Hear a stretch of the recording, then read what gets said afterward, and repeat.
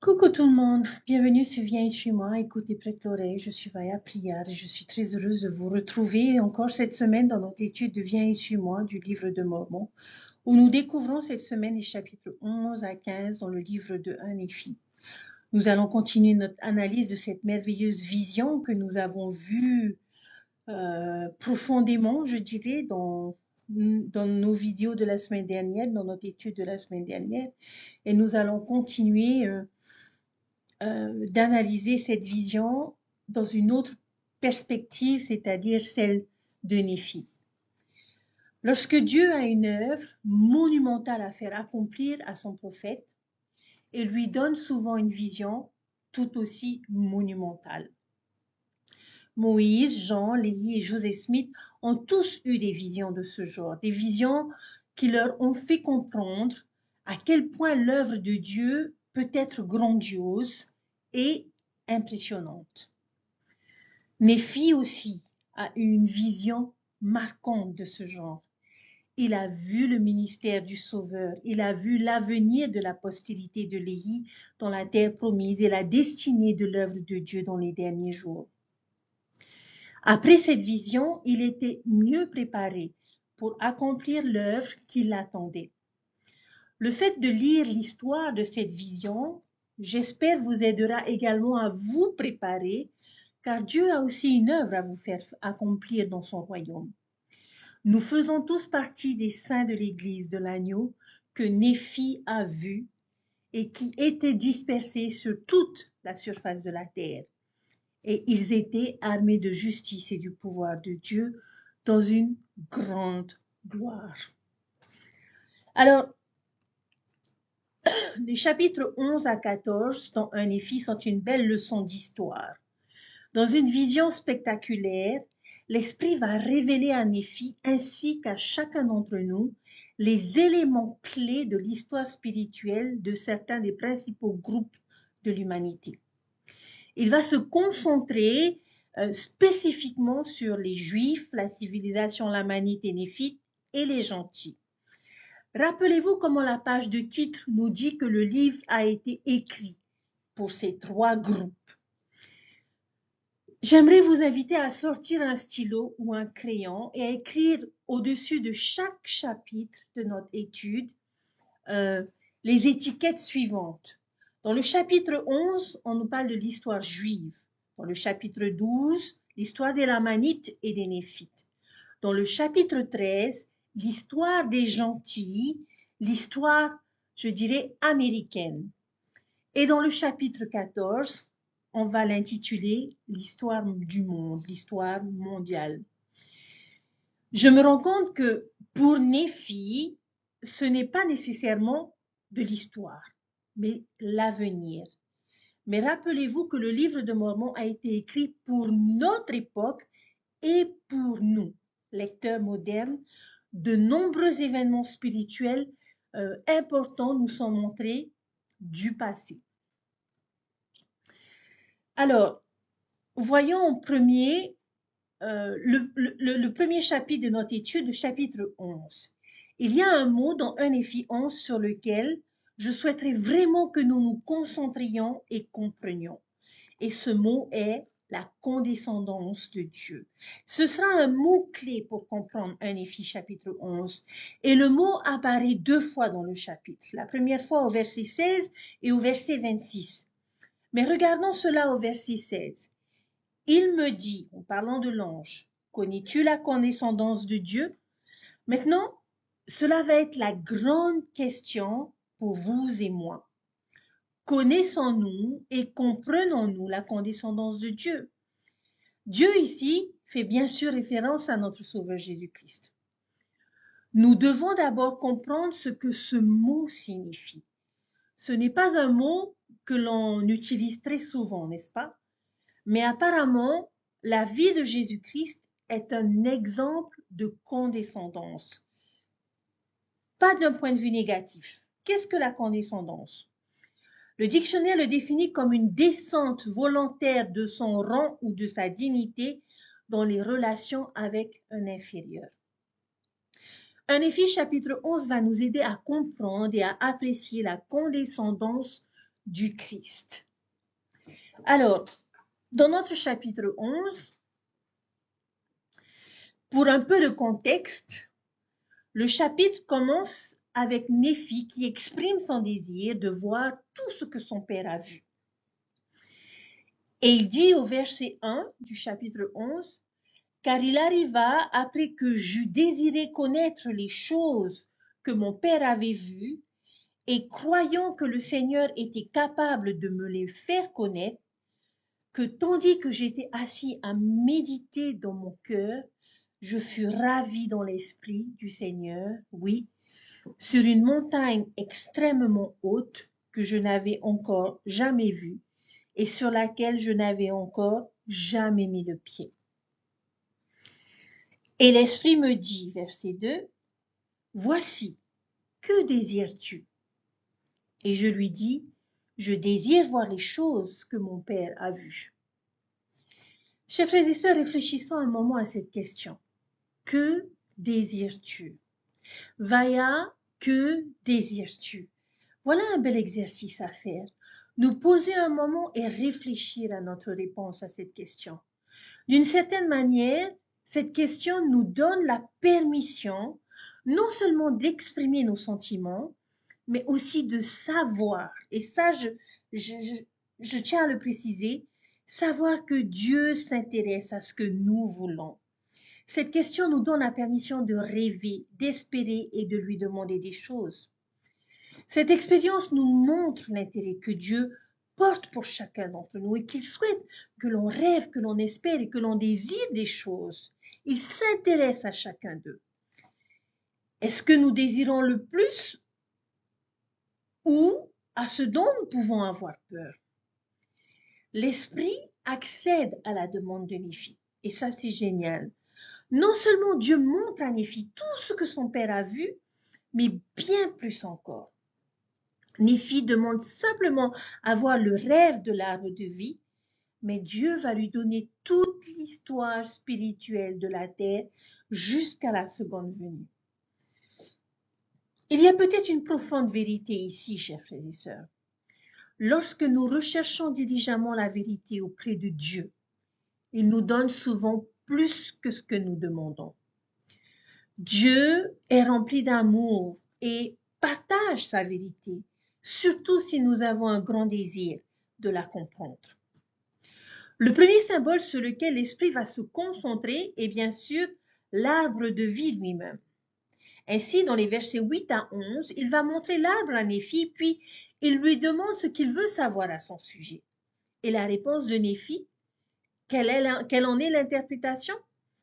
Maintenant, l'Esprit ne va pas seulement lui donner l'interprétation, il va lui montrer. Il ne dit pas simplement « Ah, ben l'arbre de vie, c'est l'amour de Dieu. » Point. Non, il va montrer à Néphi une représentation visuelle spécifique de l'interprétation et permet ensuite à Néphi de la définir. Et c'est l'une des façons dont Dieu semble préférer enseigner chacun de ses enfants, chers frères et sœurs. Si on réfléchit, où d'autres dans l'Église trouvons-nous un exemple de Dieu enseignant de cette façon? Dans le temple. Toutes ces images et ce symbolisme merveilleux sont beaucoup d'explications. Il affiche simplement des images devant nous, puis nous invite à réfléchir et à découvrir leur message par nous-mêmes. Bien que dans les changements les plus récents dans la cérémonie de dotation du temple, un peu plus d'explications nous soient données, mais pas beaucoup.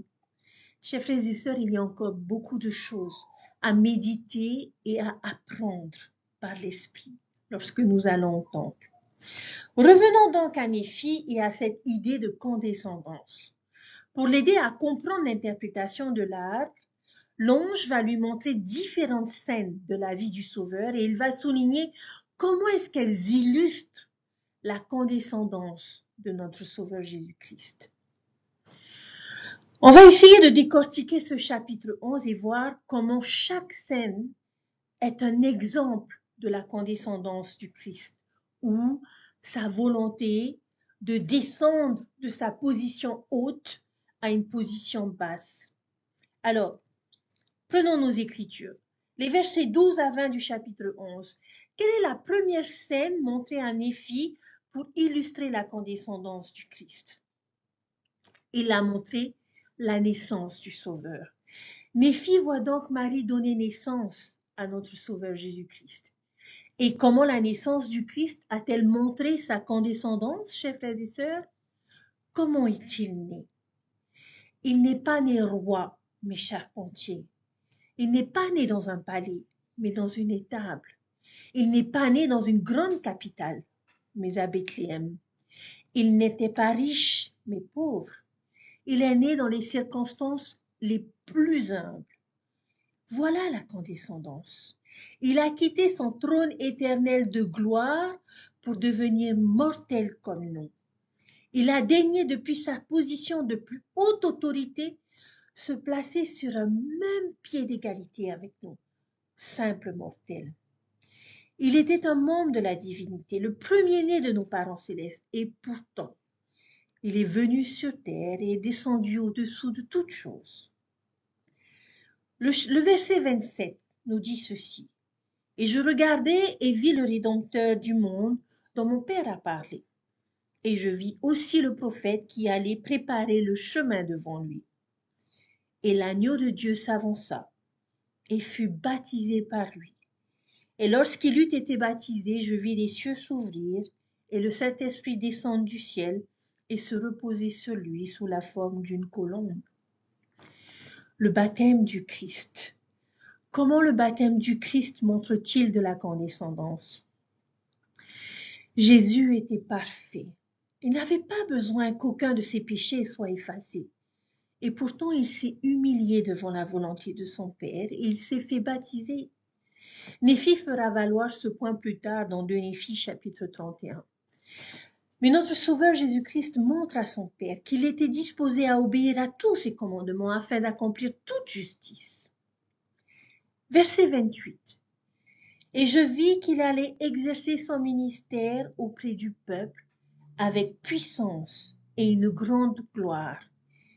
Et les multitudes étaient rassemblées pour l'écouter. Et je vis qu'elles le chassaient du milieu d'elles. Jésus enseignait son peuple. Comment cela montre-t-il de la condescendance? Jésus a vécu sa vie comme instructeur. Il a voyagé de village en village, de ville en ville pour chercher à enseigner et à aider les autres.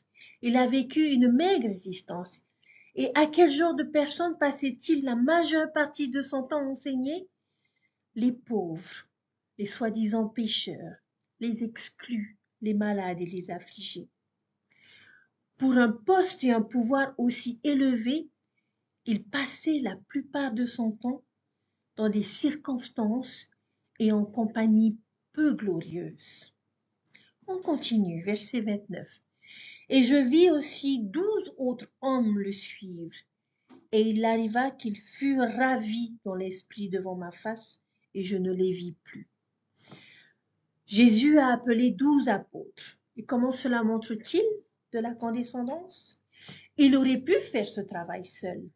Il aurait pu à lui seul diriger l'Église et accomplir son ministère et attirer toute l'attention sur lui. Mais il ne l'a pas fait. Il a impliqué d'autres personnes. Il leur a enseigné, les a préparés et leur a donné des chances de diriger et de grandir. Quel genre de personnes a-t-il appelé pour être ses dirigeants? Des pharisiens? Des riches? Des instruits? Des personnes importantes? Des dirigeants d'hommes? Non, des pécheurs, un percepteur d'impôts, un fanatique et d'autres hommes qui n'avaient pas de position ou de statut social élevé. Verset 31. Et il me parla encore, disant, « Regarde, et je regardai, et je vis l'agneau de Dieu aller parmi les enfants des hommes. Et je vis les multitudes de gens qui étaient malades et qui étaient affligés de toutes sortes de maladies, et de démons et d'esprits impurs. Et l'ange parla et me montra toutes ces choses. Et ils étaient guéris par le pouvoir de l'agneau de Dieu. et les démons et les esprits impurs étaient chassés. Jésus guérissant quelqu'un. En quoi cela témoigne de la condescendance de Jésus? Il a montré son autorité en servant, en aidant et en guérissant les autres. La plupart des personnes jugent la grandeur par le nombre de personnes qui les servent. Mais le Christ a enseigné que la véritable grandeur se juge par le nombre de personnes que nous servons. Il ne s'agissait pas d'autorité ni de dire aux gens quoi faire, mais il s'agissait de service. C'est l'objet des enseignements de Jésus lors de la dernière scène. Il a enseigné cette leçon à ses apôtres en faisant une chose très humiliante. Il leur a lavé les pieds, même s'il était le plus grand de tous. Et c'est ça, chers frères et sœurs, la condescendance. Et enfin, peut-être la plus grande manifestation de cette condescendance se trouve dans les versets 32 et 33 du chapitre 11. Et il arriva que l'ange me parla encore, disant, « Regarde. » Et je regardai et vis que l'agneau de Dieu était pris par le peuple. Oui, le Fils du Dieu était éternel, était jugé par le monde. Et je vis et je rends témoignage. Et moi, Néphi, je vis qu'il était élevé sur la croix et mis à mort pour les péchés du monde. L'expiation et la crucifixion de notre Sauveur Jésus-Christ témoignent de sa condescendance. Voici comment les Doctrines et Alliances décrivent l'expiation de notre Sauveur. Lui qui est monté là-haut, de même qu'il est descendu au-dessous de tout, en sorte qu'il accomplit toutes choses, afin d'être en tout et à travers tout la lumière de la vérité. Doctrine et Alliances, section 88, verset 6. Notre Sauveur Jésus-Christ était vraiment condescendu au-dessus de tout. Il a souffert plus profondément que n'importe quel autre mortel. Il a pris sur lui les péchés, les souffrances, les afflictions et les infirmités de toute l'humanité. Il ne pouvait pas surmonter toute chose à moins d'être capable de descendre en dessous d'abord. Paradoxe divin, en descendant au-dessous de toute chose, il a pu remporter la plus grande victoire de l'éternité. Parmi tous les individus de cet univers, il y en a un, chers frères et sœurs, qui vous comprend plus profondément que quiconque, et c'est notre Sauveur Jésus-Christ. Il a voyagé aux deux extrémités du spectre et connaît et comprend tout ce qui se trouve entre les deux. L'image de Jésus moqué, battu, craché dessus, jugé, flagellé, crucifié, sans montrer aucune résistance, murmure ou colère de sa part, est la condescendance dans sa forme la plus élevée. Il avait le pouvoir d'arrêter tout cela en un instant, d'appeler des légions d'anges pour se battre à ses côtés. Et pourtant, il l'a subi, il a laissé cela continuer. Chers frères et sœurs, quelle vérité majeure nous est enseignée dans ce chapitre? Rappelez-vous la question initiale qui a motivé tout cet enseignement. Quelle est l'interprétation de l'arbre? Néphi va le comprendre avant même que nous ayons parcouru toutes les scènes de la vie de Jésus. Parce que le message, chers frères et sœurs, est évident pour Néphi. Pourquoi Jésus ferait-il tout cela? Pourquoi condescendrait-il? Quel pouvoir pourrait motiver quelqu'un à quitter une position et une gloire aussi élevée pour vivre des circonstances aussi humiliantes, avilissantes et douloureuses? Un seul mot, chers frères et sœurs, son amour. Alors que conclut Néphi au verset 25 à propos de l'arbre? Il l'a alors compris et il a dit, « Il arriva que je vis la barre de fer que mon père avait vue. Était la parole de Dieu qui conduisait à la source d'eau vive ou à l'arbre de vie, laquelle eau est une représentation de l'amour de Dieu. Et je vis aussi que l'arbre de vie était une représentation de l'amour de Dieu. L'arbre est amour. Jésus nous aime Il vous aime. Il a payé le prix de notre salut et a ouvert la voie à notre exaltation. Pour lui, la condescendance en valait la peine, parce que nous sommes si précieux pour lui. N'oublions pas non plus le rôle du Père dans tout cela. L'arbre est aussi une manifestation de son amour pour nous tous. Comme dans Jean chapitre 3 verset 16, que je ne cesserai de répéter, car Dieu a tant aimé le monde qu'il a donné son Fils unique, afin que quiconque croit en lui ne périsse pas, mais qu'il ait la vie éternelle. Nous chantons également des cantiques qui témoignent de l'amour de notre Père céleste et qui a envoyé son Fils. Notre Père céleste nous aime. C'est pourquoi il nous a envoyé son Fils bien-aimé. Jésus nous aime. C'est pourquoi il a condescendu au-delà de toute chose pour chacun d'entre nous. Chers frères et sœurs, comment le fait de comprendre l'amour de Dieu et du Christ peut-il nous aider? Comment est-ce que cela a pu vous aider dans votre vie? Beaucoup de choses merveilleuses pourraient être partagées en réponse à ces deux questions. On pourrait dire que cela inspire la droiture, que cela apporte le bonheur, que cela engendre l'estime de soi. Et quelque chose de rapide à partir du verset 17. Néphi dit quelque chose de très profond lorsque l'ange lui pose une question dont il ne connaît pas la réponse. Il a dit « Je sais qu'il, Dieu, aime ses enfants. Néanmoins, je ne connais pas le sens de toute chose. » Quelle excellente réponse! Nous ne serons peut-être pas capables d'expliquer aux autres le sens de toute chose. Mais s'il y a une vérité sur laquelle nous pouvons fonder notre foi, c'est peut-être celle-là. Je ne sais pas tout, mais une chose est sûre. Dieu aime ses enfants. C'est une vérité que nous ne pouvons pas oublier. Ainsi, lorsque les personnes demandent des choses comme « Si Dieu était réel, pourquoi permettrait-il des choses comme l'Holocauste, la guerre, les enfants affamés en Afrique, le cancer ?»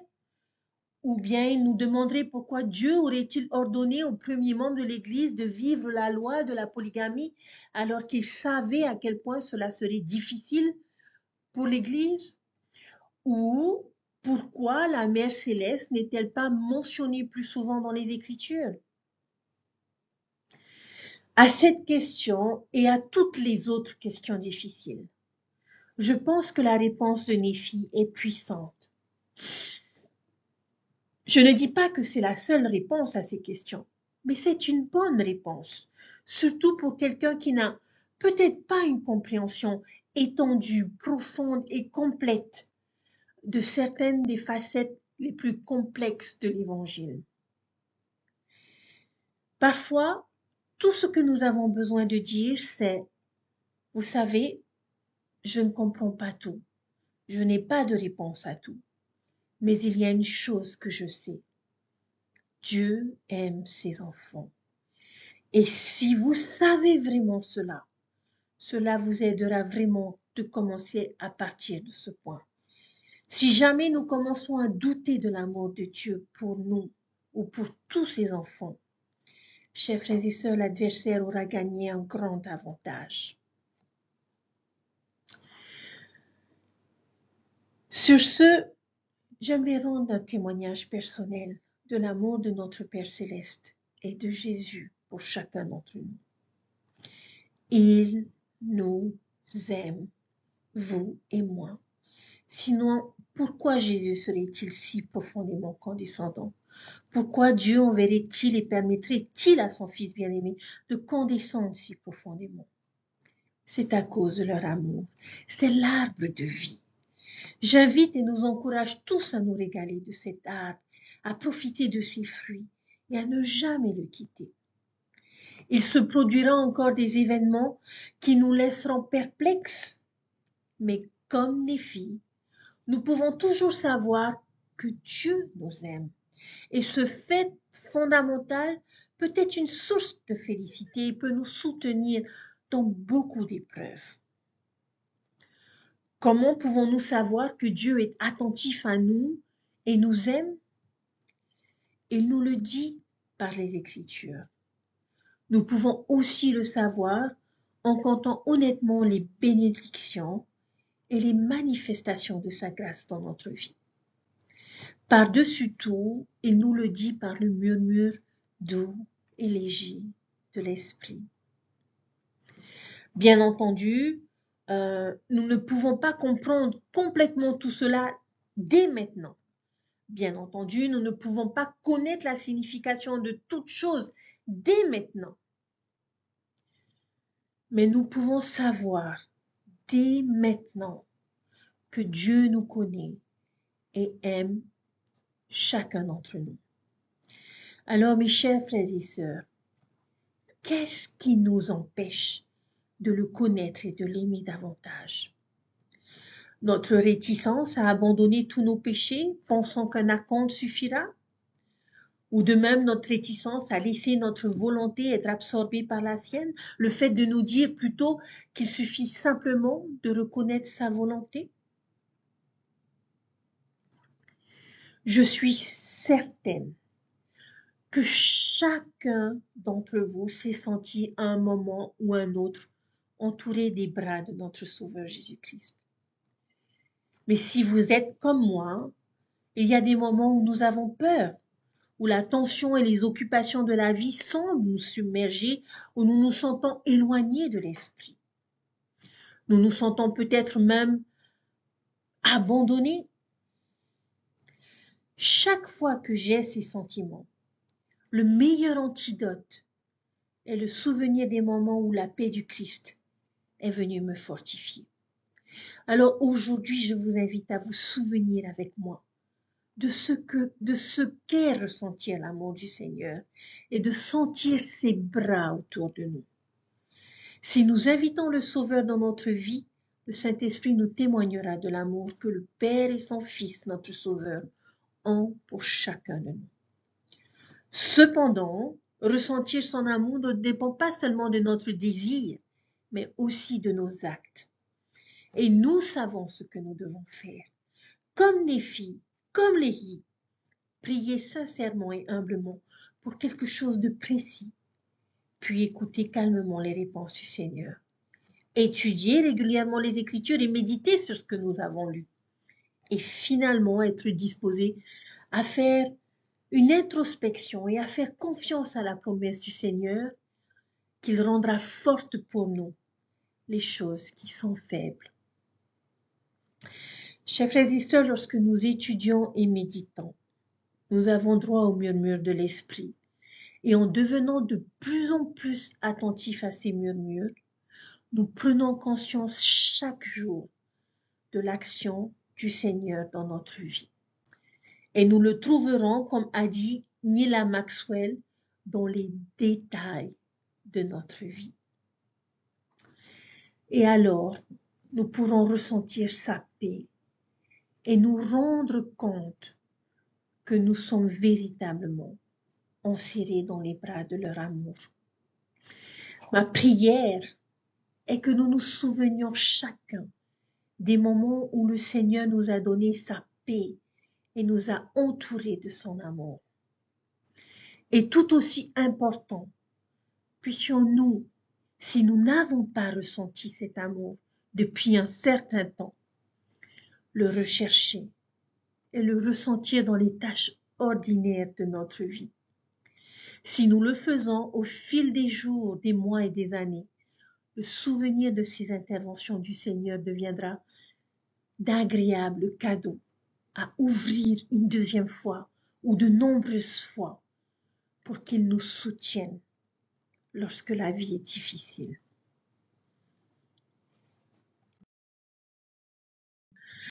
Dans le chapitre 12, il y a un mot qui est souvent répété et qui m'a interpellée, et ce mot est « regarde ». Le rôle de l'ange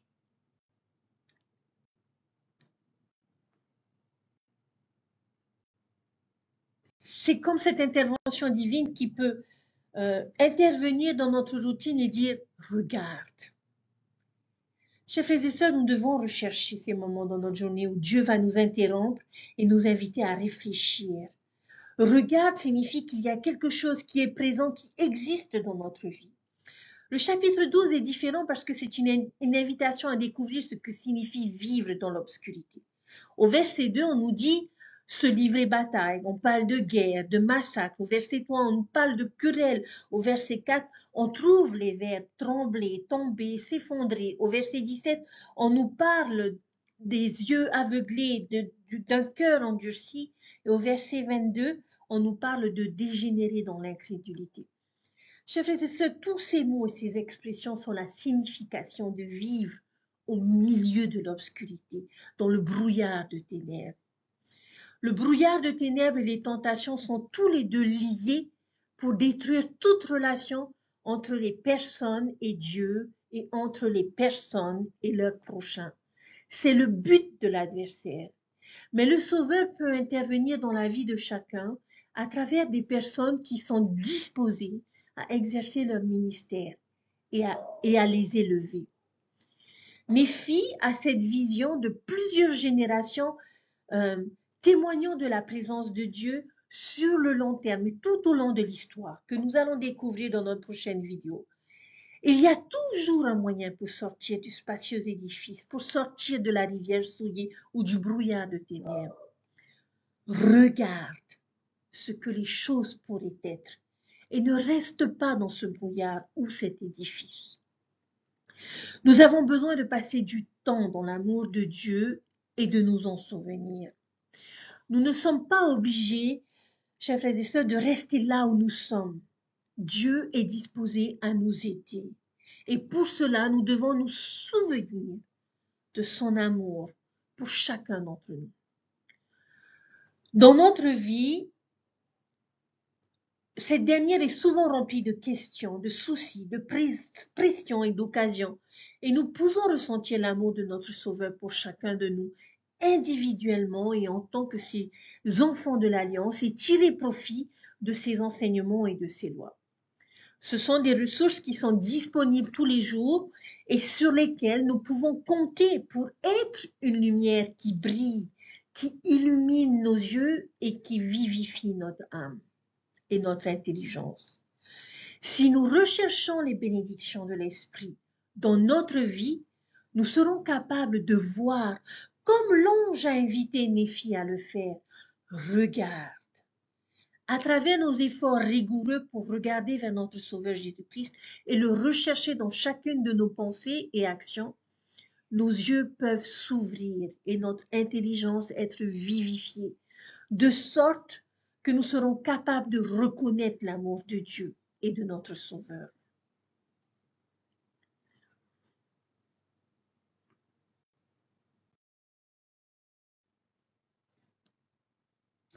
Chers frères et sœurs, il ne nous est pas toujours facile de reconnaître l'amour de notre Père céleste, surtout lorsque nous regardons alentour avec nos yeux temporels, parce que nous voyons tout d'abord les inconvénients, les pertes, les fardeaux, la solitude. D'un autre côté, nous pouvons voir les bénédictions au-delà lorsque nous levons les yeux. Le Seigneur a révélé, et lorsque nous obtenons une bénédiction quelconque de Dieu, c'est par l'obéissance à cette loi sur laquelle elle repose. Nous tous qui nous embarquons dans le service de Dieu, sachant que nous sommes un lien solide pour de puissantes bénédictions pour les personnes qui nous ont précédés et pour les générations qui viendront après nous. Il n'est jamais trop tard pour lever les yeux vers notre Sauveur. Ses bras nous sont toujours ouverts. Il y a des générations avant et après nous qui dépendent de nous pour suivre le Christ, afin que nous soyons une famille éternelle de Dieu. Je rends témoignage que Jésus-Christ est notre Sauveur et notre Rédempteur. Lorsque nous suivons notre prophète actuel, Russell M. Nelson, nous levons les yeux vers Jésus-Christ. Lorsque nous prions et étudions les Écritures chaque jour et que nous prenons la Sainte Seine chaque dimanche en toute sincérité, nous acquérons la force de toujours lever les yeux vers le Christ. Je suis heureuse d'être membre de cette Église et de faire partie d'une famille éternelle. Notre Père Céleste nous aime profondément et parfaitement. Dans son amour, il a préparé un plan de rédemption et de bonheur qui nous permet à tous d'avoir les opportunités et la joie que nous sommes disposés à recevoir, jusqu'à devenir comme le Père et avoir tout ce qu'il a. Pour que cela puisse s'accomplir, il nous a fait le don de son Fils unique bien-aimé, Jésus-Christ, notre Rédempteur.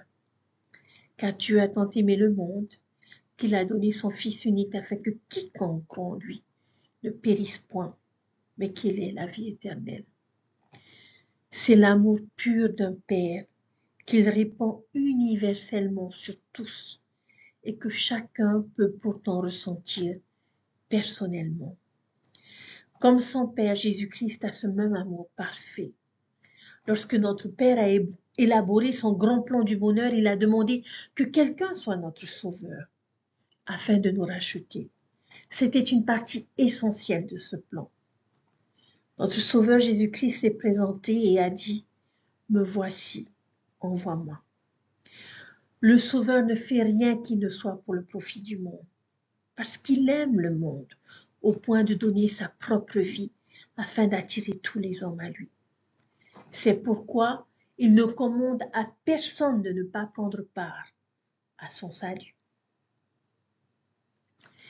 Chers frères et sœurs, cet amour divin nous procure du réconfort et de la confiance en abondance, tandis que nous prions le Père au nom du Christ. Aucun de nous n'est un étranger pour eux. Nous ne devons pas hésiter à nous adresser à notre Père céleste, même lorsque nous nous sentons indignes. Nous pouvons avoir confiance en la miséricorde et les mérites de Jésus-Christ pour être entendus. En demeurant dans l'amour de Dieu, nous dépendons de moins en moins de l'approbation des autres pour être guidés.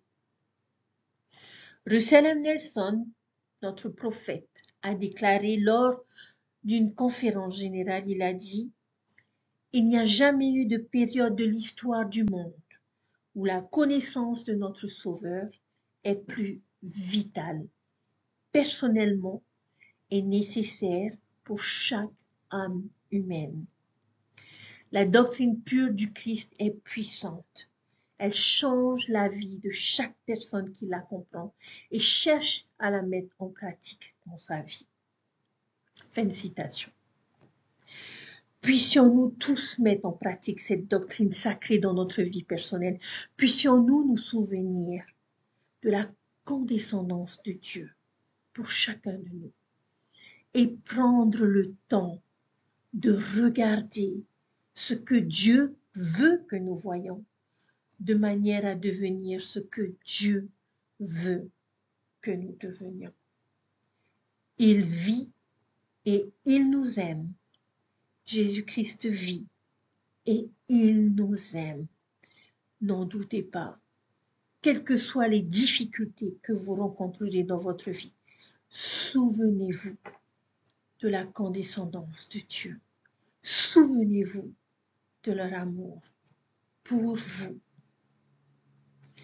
À nos amis de l'Église qui me suivent, je vous témoigne que Dieu vous aime, que Jésus-Christ vous aime, qu'ils ne veulent qu'une chose, que vous puissiez prendre le temps de vous poser et de regarder ces choses, ces personnes, ces enseignements qu'ils ont mis à votre disposition pour que vous puissiez connaître le bonheur dans cette vie et pour l'éternité.